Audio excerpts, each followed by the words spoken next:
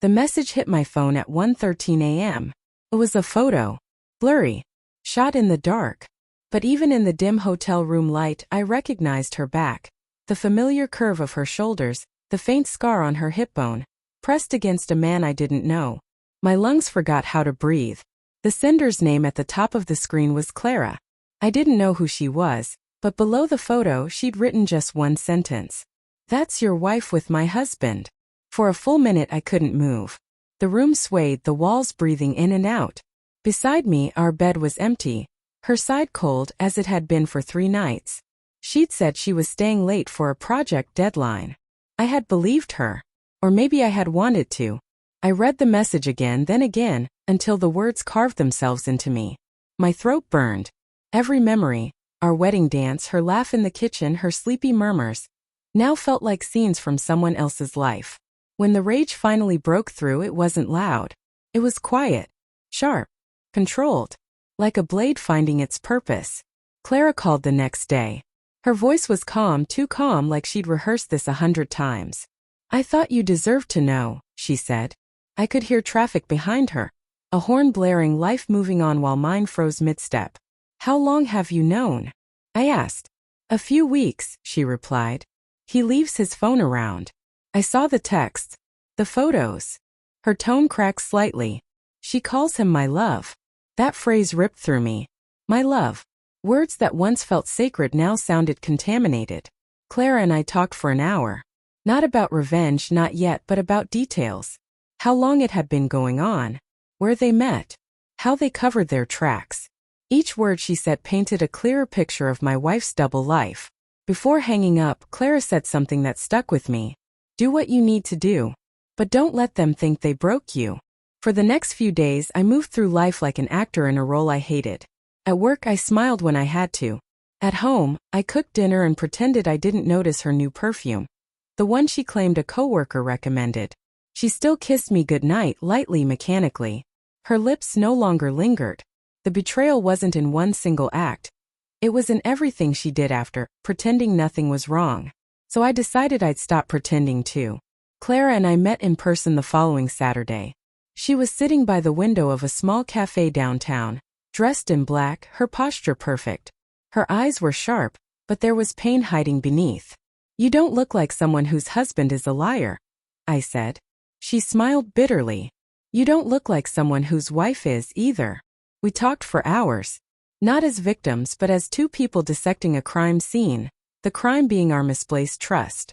She told me how her husband, Evan, always came home too tired, how he'd started locking his phone. I told her about the fake meetings, the half-truths, the distant silences that I'd excused as stress. Somewhere between the laughter and the heartbreak, we found a strange comfort in each other's pain. Then she said something unexpected. "You know what I want? Closure. But on my terms." Her idea was simple, devastatingly so. We would give them what they gave us. Confusion, guilt, and a memory they couldn't erase.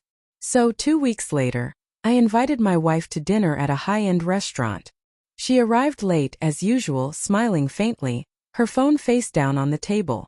"You look beautiful," I said. "Thanks," she replied, adjusting her hair. "Work's been crazy." I nodded. "I bet."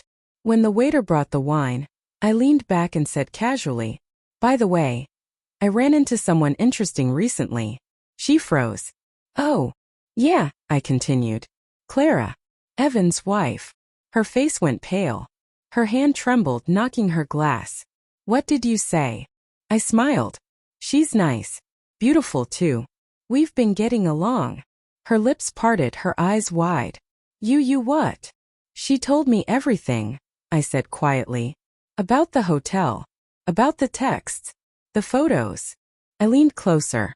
"You might want to check your phone. I sent you something to remember tonight by." She pulled out her phone with shaking hands. I watched her scroll. Then her face twisted, shock, disbelief, fury, as she saw what I'd sent. A photo of me and Clara, dressed elegantly, smiling for the camera, our hands gently intertwined. "We went out last night," I said. "Had dinner. Danced. Talked about forgiveness." I paused, letting the silence burn between us. "And you know what? She deserves someone honest." She didn't speak for a long time. When she finally did, her voice cracked. Are you trying to hurt me? I looked at her, really looked. At the woman who'd once been my whole world, now sitting across from me like a stranger. No, I said softly. I'm trying to let you feel something real. For once. She stood abruptly, tears streaming, and left without a word. I didn't follow. That night I sat on my balcony, the city humming below. My phone buzzed, a message from Clara. Did you do it? Yes. How do you feel? She asked. I thought for a long moment before typing back. Free. But not healed. Not yet. She replied. That's enough for now.